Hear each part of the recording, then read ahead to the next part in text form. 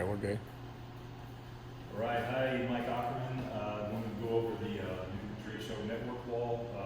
We just recently updated this in 2025.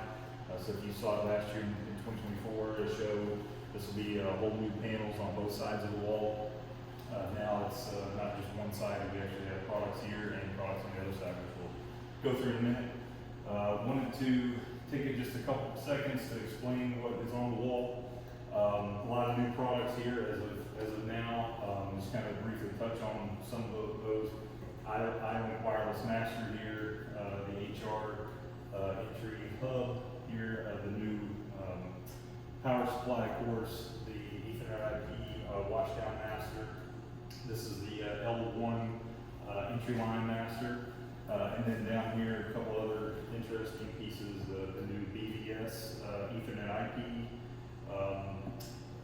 camera, vision sensor. We have the wireless bridge here that's connected to an HF IO-Link RF reader, again connected to that wireless master, of course. Here we have the UHF IO-Link M30 RF reader, one of the new BIR linear sensors, BTL7 Ethernet IP unit, and then of course you have the BDG rotary encoder. And then down here we have the Ionic wireless hub connected to a few various sensors. Down here is another hub with extension capability. We're not showing extension here, but which we are on the other side. And some of a few various sensors here that are process measurement, including the new BCM 0003 model there. And then over here we're showing some just some change part type setup with some couplers.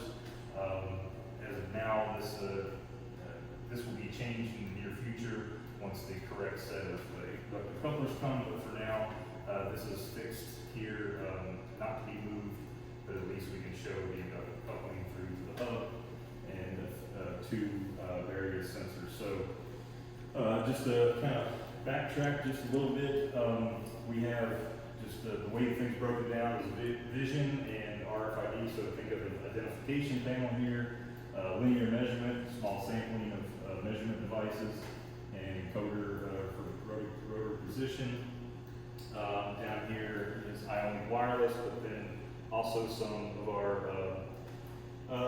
mainstream sensors like the ultrasonic, capacitive, and the new entry line inductive sensor there with a quick change props mount. So that's there. Down here is more process monitoring, instrumentation, if you want to call it that, with pressure sensor, temperature sensor, flow sensor, and then the PCM condition monitoring sensor.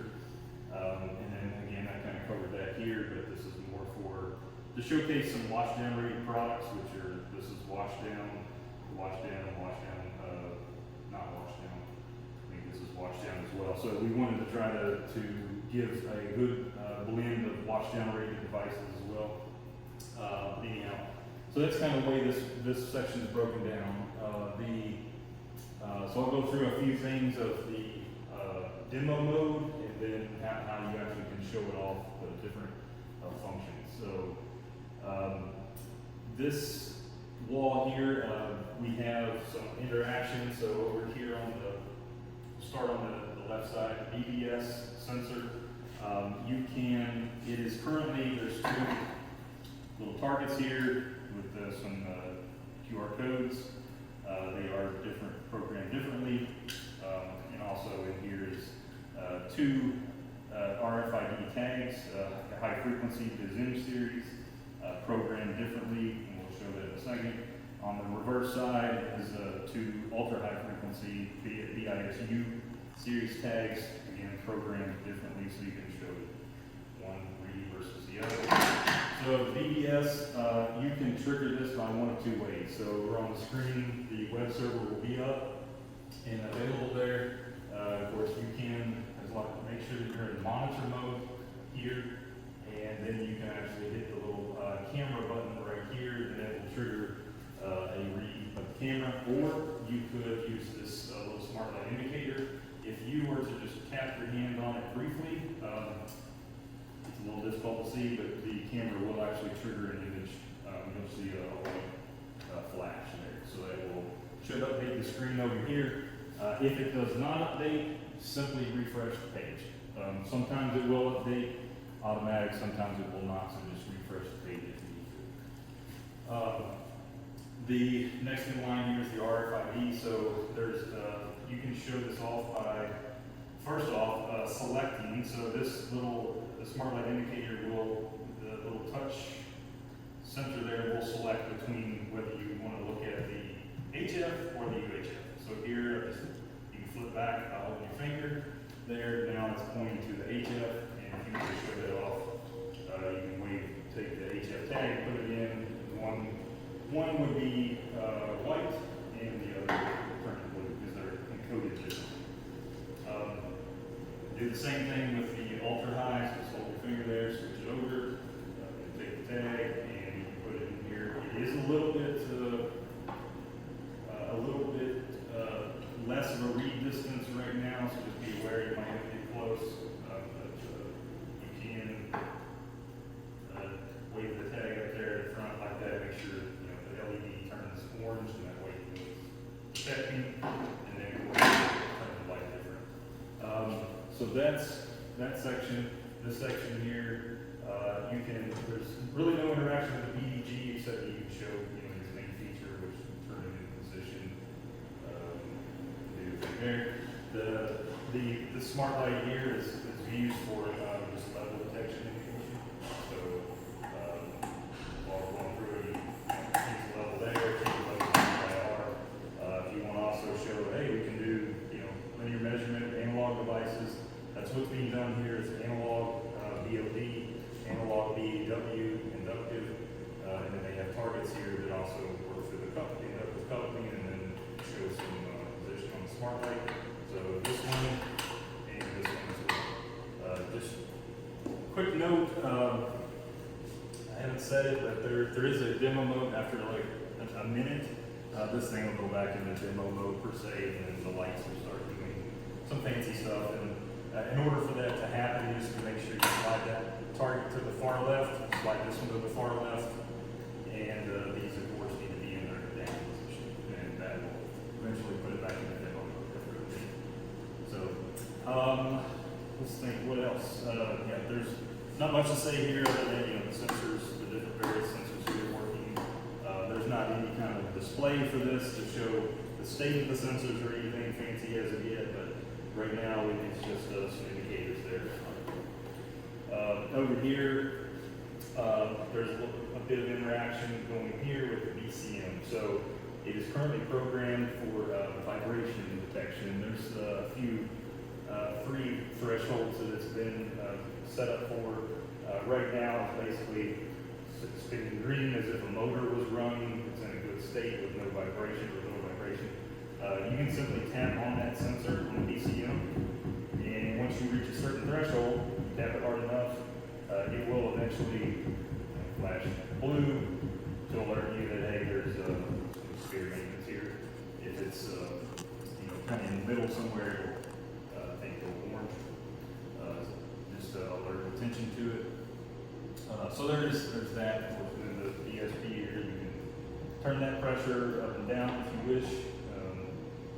There's no interaction with them as well or any other things. They're there for display.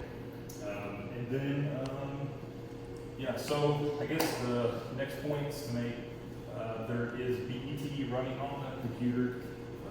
This will be here. You can open that up. And the topology has already been scanned and imported. If you wish, which we probably suggest, is just use it in a static state, if you will. Try to avoid going in and changing parameters of the devices, if at all possible, just because it will affect the demonstration. But anyway, there's all of the BET scans, all of the masters there, including Neuhausen wireless master. I think it's at the bottom. So you can work through that. If you wanted to access the web server screens for any reason of any of the devices devices, any of the masters or the ETL or whatever, you can certainly do that. You can access it through the BET if you wish. Just tap it on the device and then clicking on the web server. That's probably the easiest rather than having to understand what the IP addresses are of all the different devices. So that's one way you get there. Yeah, so that is pretty much this side of the panel. We will move over to the other side.